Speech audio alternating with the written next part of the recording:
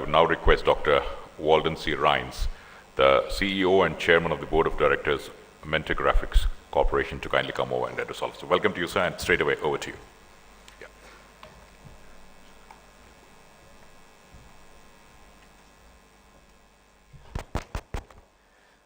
Okay, so it's almost exactly 30 years ago that I first came to Bangalore.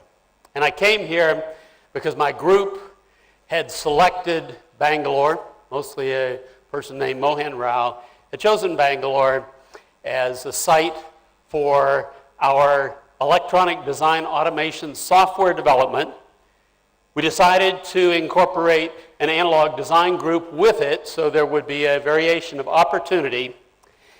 And since that time, I've been able to watch the progress that's occurred and the way the semiconductor industry has advanced in India. So today, I'd like to talk about what I believe is the next big step in that evolution. First, let's look at the semiconductor industry structure as it exists today.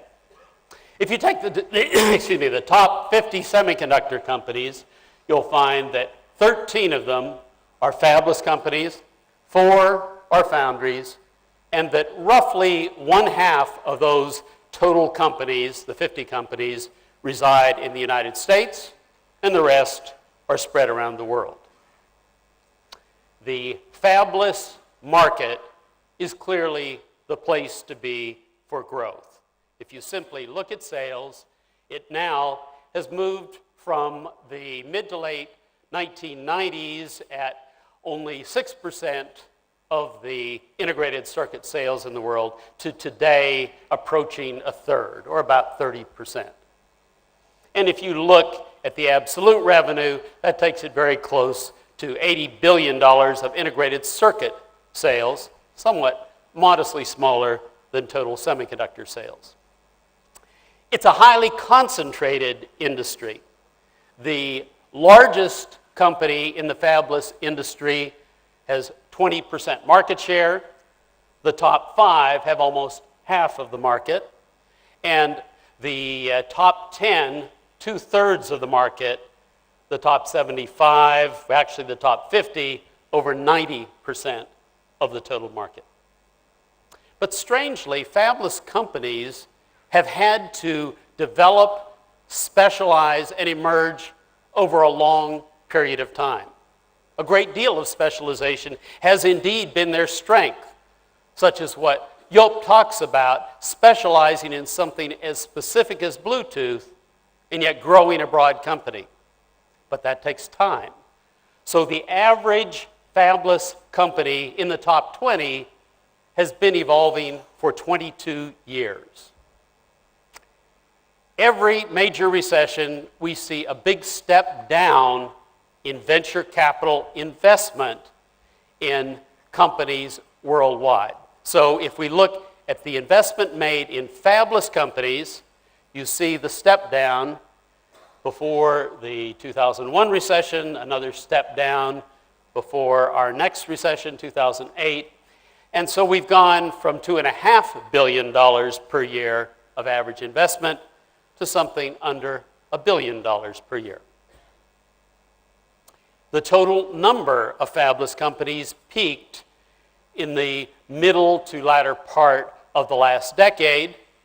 In the most broad definition, the one that is used by Global Semiconductor Association, a peak of 1,400, but a stable level now around 1,000. But of course, definitions vary. Most fabless companies start out to be design services companies. They develop IP, which becomes valuable, and soon they're selling that IP as an IP company, and then ultimately they begin taking that IP and putting it together into chips and become a literal fabless company selling semiconductor chips. In the most narrow definition, a fabless company is one that sells semiconductors. In the broadest definition, a fabless company is one that does any or all design services, intellectual property, creation and sale, and chip sales. Well, if you go to those definitions, then the GSA numbers make sense. Nearly 1,300 total semiconductor companies in the world, of which about 1,000 are what they would call fabless, that is, design services, IP, or chips, and the other 270 or so integrated device manufacturers. If you talk to independent analysts who take a stricter view, they would say there are 133 real fabless companies in the industry. What about the IP market?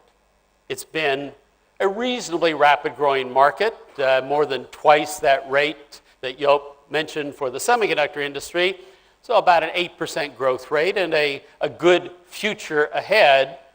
And today, it's in the $2.5 billion range per year. Once again, it's a concentrated industry. So the top company, ARM, has roughly a third of the total business for IP. The top 5 companies, 3/4 of the business. And even now we have some consolidation in the sense that Imagination has acquired MIPS and changed the order. And you can see those top 5 are very large compared to the next step down for other IP companies in the industry. What about the length of time it takes to develop an IP company? Strangely, if you look at the top 20, it's exactly the same as the time it takes to develop a fabless company. 22 years on average in the business to become a top IP company.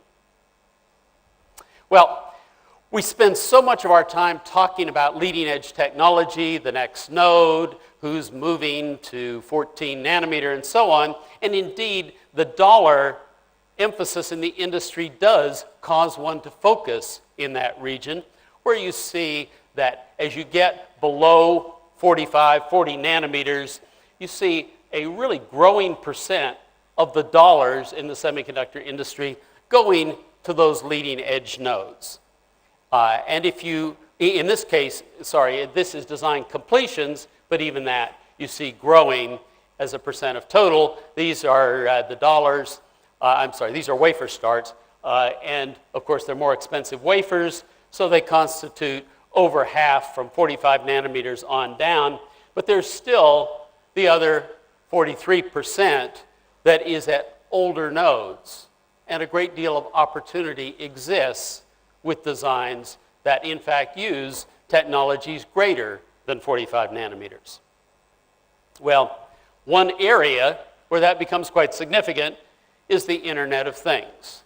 And so as we hear regularly, if you attend conferences, the growth in the number of interconnected devices now exceeds the number of people in the world. This is a Cisco estimate showing the growth, but just to show you how rapidly this is evolving, they were projecting 100 billion number of interconnected devices. Now Cisco has upgraded their presentations to say we're at 1 trillion.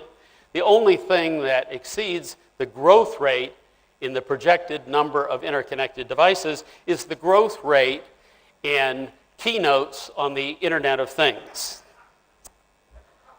Well, so what about the segments of EDA, and where do opportunities lie? And the one I have to point to, when you talk about the Internet of Things, you talk about intelligent sensors and actuators that can store local data but can also communicate with a hierarchy of information processing so we get to the big data of the world.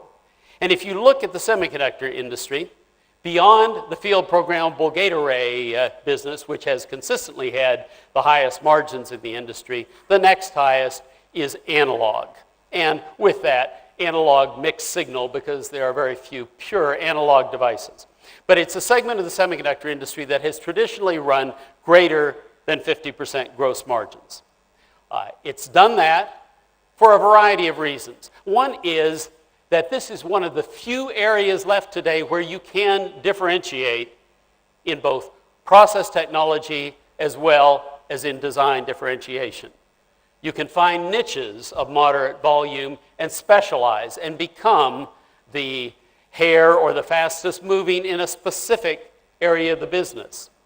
There's higher design effort per millimeter of silicon, so there's more design value added. And indeed, analog design is a bit more art than digital design.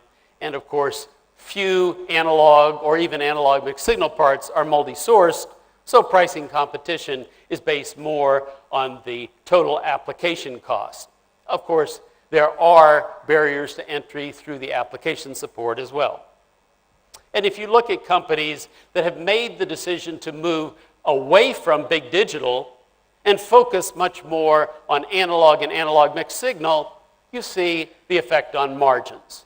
Texas Instruments is a good example, Infineon. There are companies like Analog Devices that have been predominantly analog for a long time, and their margins have been 50% plus for a long time, and others who specialize in those niches like Linear Technology and Maxim that have historically been greater than 60% gross margin.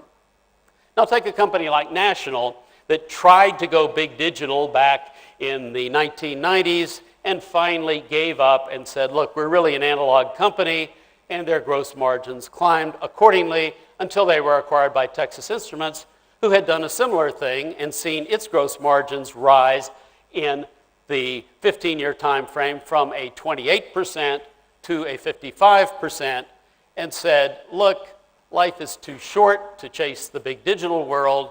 I'm going to focus on the increased value added and the application niches I can dominate by going to analog mixed signal, and power.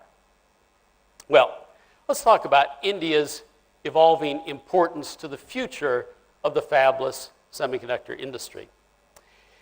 Measures, this one by originally IESA, puts India among the top 5 in terms of design locations and their influence throughout the world. If we just look at the companies that are shown as GSA or IESA members that are fabless semiconductor companies, not just service and support, the list continues to grow.